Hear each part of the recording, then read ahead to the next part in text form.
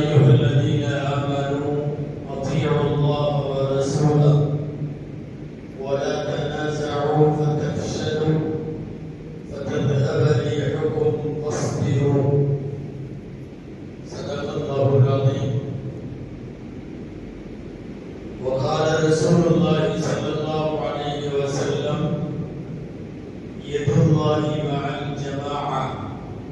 صدق رسول الله صلى الله عليه وسلم. அளவற்ற அருளாளனும் நிகரற்ற அன்புடையவனுமாகிய எல்லாம் வல்ல அல்லாஹ்வின் பெயரால் துவங்குவோமாக.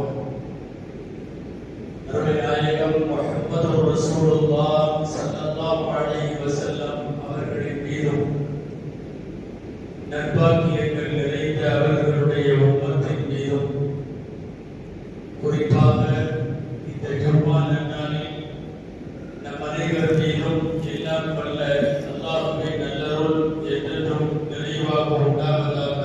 ஆமீன். அல்லாஹ் ஜல்ல ஷானஹு தஆலாவினுடைய பேரருளால்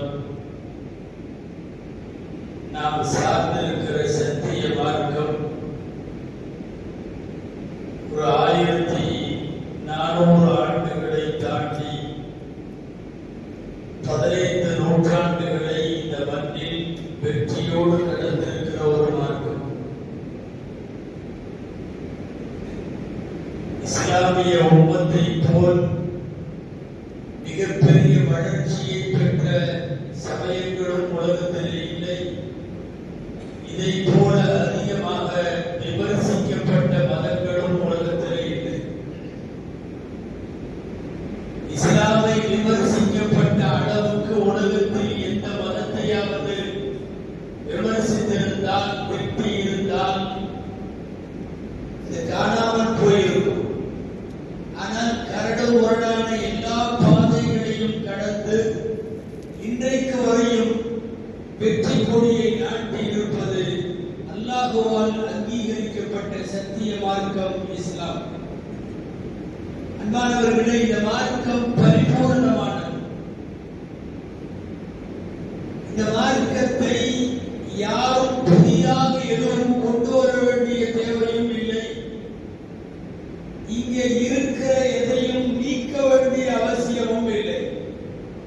பொதுவாக ஒரு நல்ல மார்க்கத்திற்கு அடையாளம் என்ன தெரியுமா? வெளியிலிருந்து எதுவும் உள்ளேயும் வராது, உள்ளே இருக்கிற எதுவும் வெளியவும் போகாது. இந்த சிறப்பு உலகத்திலேயே இஸ்லாத்திற்கு மட்டும் உண்டு. 1400 வருஷமாக புதிய சட்டம் உள்ளே வர முடியாது. இருக்கிற சட்டம் எதையாவது வெளியே எடுத்து போடலாம் என்றால் அதுவும் முடியாது. அன்பிற்குரியவர்களே, இந்த மார்க்கம் மனிதன் கண்டுபிடித்தது அல்ல. உலகத்திலே நிறைய மதங்களை தோற்றுவித்தவர்கள் மனிதர்கள். மனிதர்களால் உருவாக்கப்பட்ட கொள்கை கோட்பாடுகள், மனிதர்களால் உருவாக்கப்பட்ட சட்ட திட்டங்கள், இவைகளெல்லாம் காலப்போக்கில் காலாவதியாக இருக்கிறது. இதை உருவாக்கியவன் ரப்பல் ஆலமீன், சட்டம் வகுத்தவன் ரப்பல் ஆலமீன், கொள்கை கோட்பாடுகளை தீர்மானித்தவன் ரப்பல் ஆலமீன். இந்த மார்க்கம் முஸ்லிம்களிடமிருந்து திருப்புவது என்ன தெரியுமா? ஒன்றாய் நின்று வென்று காட்ட வேண்டும் என்பது. பல்வேறு சமயங்களில் நம்மிடத்தில் அது சாத்தியம் இல்லாமல் போகிறது. எல்லோருக்குமான ரப்பு ஒருவன், கிதாப் ஒன்று, வேதம் ஒன்று, எல்லோருக்குமான நபி ஒன்று, எல்லோருக்குமான கிப்லா ஒன்று, ஒரே மாதிரி தொழுகை, ஒரே மாதிரி நோன்பு, ஒரே மாதிரி ஷரியத் சட்டம். ஏன் முஸ்லிம்களின் வீடுகளில் அவர்கள் எந்த நாட்டில் வாழ்ந்தாலும் அந்த வீட்டினுடைய வாழ்க்கை முறை, லைஃப் ஸ்டைல் ஒரே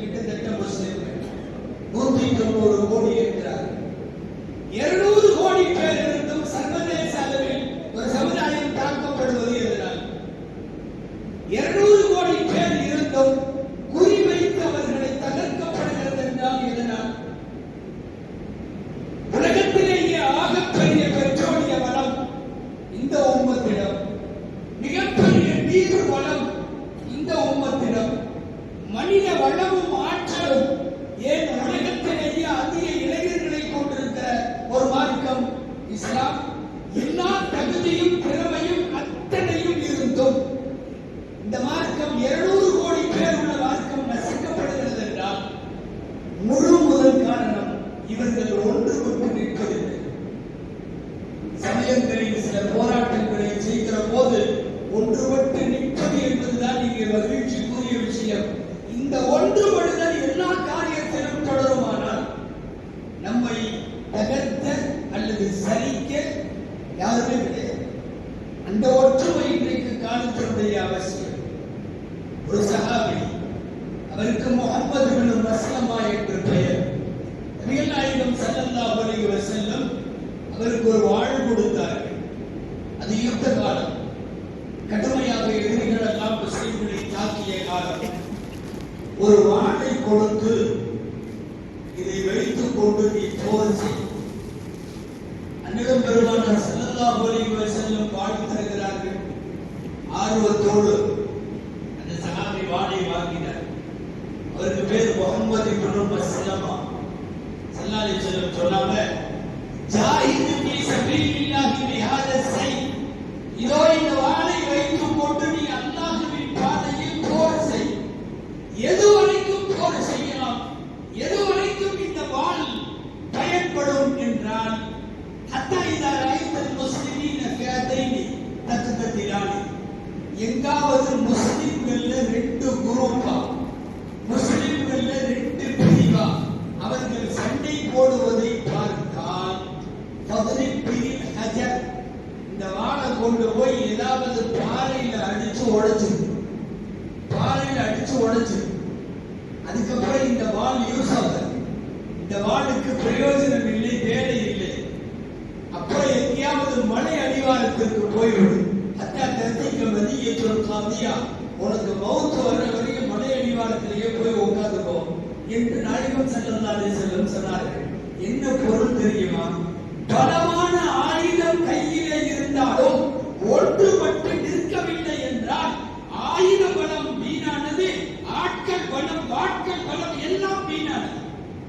பலத்தை வைத்து ஒன்றும் செய்ய முடியாது.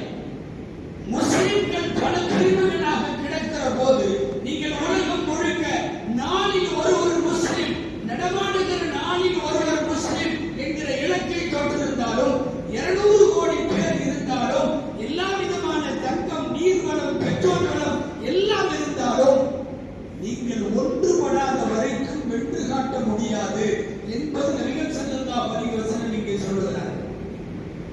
போர்க்களத்தில் கூட ஒன்னா சப்புல எல்லாம் சேர்ந்து ஒரு அணியா நின்னாதான் அல்லாஹ்வுக்கு பிடிக்குமா?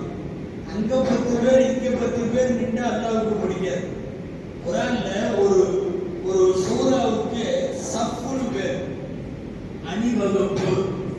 அந்த சூராவுல அல்லாஹ் ஒரு வார்த்தையை சொல்லுகிறார், இன்னல்லாஹ யுஹிப்புல் லதீன யுகாத்திலூன ஃபீ ஸபீலிஹி ஸஃபா. இறைவன் பாதையில் போர் செய்யும் வீரர்கள் அணிவகுத்து ஒரு அணியிலே நின்றால் ரப்பு அதை விரும்புகிறார். இவர்களே, பெருமானார் ஸல்லல்லாஹு அலைஹி வஸல்லம் வஃபாத்துடைய நேரம், நாளை காலை அவர்கள் வஃபாத் ஆகிறார்கள். முதல் நாள் நடக்கிற செய்தி நான் சொல்லுகிறேன். இஷா தொழுகையுடைய நேரம், தொழ வைக்க நபி ஸல்லல்லாஹு அலைஹி வஸல்லம் வரவில்லை. எல்லாரும் சப்பிலே நின்று தொழுவதற்கு நின்று விட்டார்கள். அபூபக்கர் ரலியல்லாஹு அன்ஹு அவர்களுக்கு தொழ வைப்பதற்கு அனுமதி தரப்பட்டிருக்கிறது. அவர்கள் தொழ வைக்கிறார்கள். எல்லோரும் சப்பிலே நிற்கிறார்கள். நமக்கு தெரியும், மஸ்ஜித் நபவி ரசூலுடைய வீட்டிலிருந்து ஸ்கிரீனை விளக்குனா பள்ளிவாசல், சப்பு தொழுது இருக்கிறது தெரியும். ஸ்கிரீனை மூடிட்டா இவங்க வீடு, அந்த இடம் தானே ரவுதா ஷரீஃப். நாயகம் அந்த வீட்டிலே தான் அடங்கி இருக்கிறார்கள்.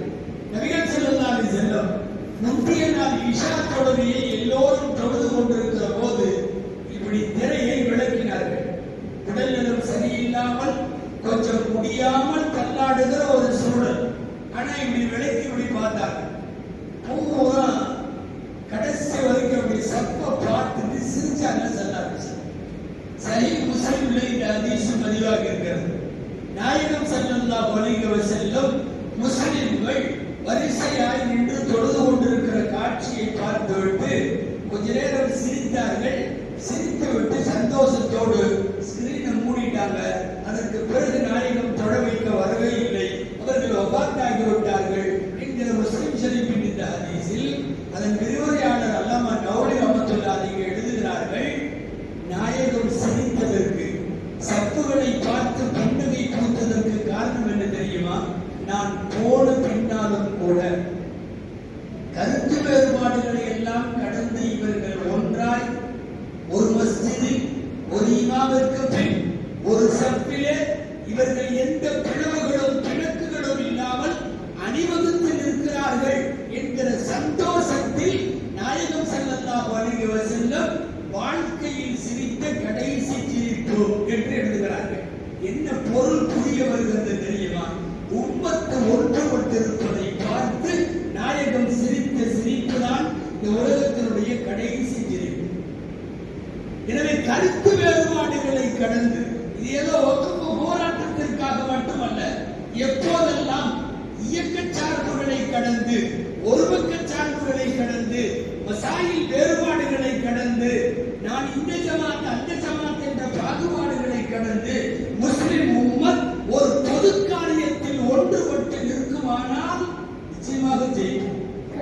ஆனா இந்த மாதிரி பொது நேரத்திலே கூட பலர் ஒன்றுபடுவதில்லை என்பது மிக வருத்தத்திற்குரிய விஷயம். யதுல்லாஹி மஅல் ஜமாஅ, அல்லாஹ்வின் கை ஒன்றுபட்ட கூட்டத்தின் மீது இருக்கிறது என்பது பெருமானார் ஸல்லல்லாஹு அலைஹி வஸல்லம் சொன்ன ஹதீஸ். சாப்பிடும் போது பரக்கத்து வேணும்னா கூட தனியா சாப்பிட்டா பரக்கத்து வராது, ஒரு குழுவா சாப்பிட்டா அல்லாஹ்வின் பரக்கத்து வரும் என்கிறார்கள் நாயகம் ஸல்லல்லாஹு அலைஹி வஸல்லம். பொது காரியங்களிலாவது முஸ்லிம் சமுதாயம் தனது கருத்து வேறுபாடுகளை கடந்து ஒன்றுபட வேண்டும். முதல்ல பல்வேறு கருத்து வேறுபாடுகளை கொண்டிருக்கிற முஸ்லிம் சமூகம் புரிய வேண்டியது என்ன தெரியுமா? இஸ்லாம் என்பது ஒரு பெரிய புத்தகம்.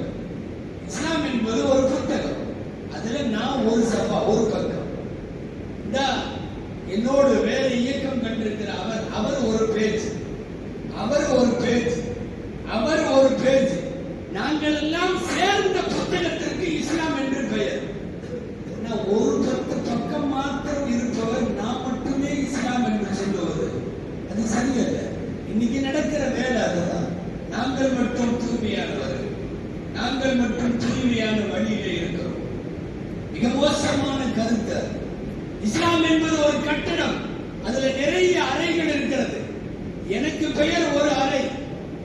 அவர் நிற்கிறார், என்னோட பல விஷயங்கள்ல முரண்பாடு உள்ளவர். அவரு ஒரு ரூம், இவரு ஒரு ரூம், அவரு ஒரு ரூம். இந்த எல்லா ரூம்களும் சேர்ந்து இந்த கட்டடத்திற்கு இஸ்லாம்னு பேர். ஆனா இன்னைக்கு நடக்கிறது என்ன தெரியுமா?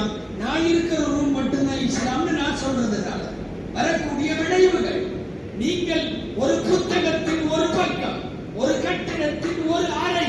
பெருமானார் ஸல்லல்லாஹு அலைஹி வஸல்லம் சொன்னார்கள், முஸ்லிம்கள் அத்தனை பேரும் ஒரே ஒரு உடலை போன்றவர்கள். உடல்ல ஒரு இடத்துல வலி இருந்தா பர்டிகுலரா அந்த இடம் மட்டுமல்ல, உடலே வேதனைப்படும். ஒரு கட்டடம் போல, ஒரு உடலை போல என்று ஏராளமான உதாரணங்களை பெருமானார் ஸல்லல்லாஹு அலைஹி வஸல்லம் சொல்லித் தருகிறார்கள். ஒரு கருப்பிடத்தினுடைய நீக்ரோ அடிமையாக இருந்தாலும் கூட அவன் தலைமைக்கு கட்டுப்பட வேண்டும் என்று சொல்லி இருப்பது இந்த மார்க்கம். எனவே இந்த போராட்டங்களில் மட்டுமல்ல, இனிவரும் நாட்களிலும் இஸ்லாத்திற்கு எதிராய் திட்டம் தீட்டப்படுகிற போது, இஸ்லாத்தின் மீதும் முஸ்லிம்களின் மீதும் வன்மத்தை கற்கிற போது நம்முடைய முக்கியமான கடமை கருத்து வேறுபாடுகளை எல்லாம் தூக்கி தள்ளி வைத்துவிட்டு ஓர் அணியில ஒன்றுபட வேண்டும். அந்த அடிப்படையில் வக்ஃப் உள்ளிட்ட பிரச்சனைகளுக்காக தமிழகம் முழுக்க முஸ்லிம் அமைப்புகள் அத்தனை, அதையும் தாண்டி யாராவது இதுல வராம இருப்பான், அது வேறு மாதிரி இறைவனின் ஒதுக்கப்பட்டவர்கள், அவங்களை கண்டுக்க வேண்டியதில்லை. எல்லாரும் சேர்ந்து ஒரு அணியில நின்றால் வருங்காலத்தினுடைய வெற்றிகள் எல்லாம் சாத்தியம். அல்லாஹ்விடத்திலே துஆ செய்வோம். அல்லாஹ் ஜல்ல ஷானஹு தஆலா இனிவரும் நாட்களிலும் மார்க்கத்திற்கான பிரச்சனைகளின் போது, அது போராட்டமானாலும் ஆர்ப்பாட்டங்களானாலும் என்ன எதிர் முனைகளில் நடத்துகிற களங்களானாலும் அத்தனை பேரும் ஒன்றாய் நின்று வென்று காட்டுவோம். அல்லாஹ் அதற்கு அருள் புரிவானாக. இதயங்களுக்கு இடையிலே அல்லாஹ் இணைப்பை தருவானாக. ஆமீன்.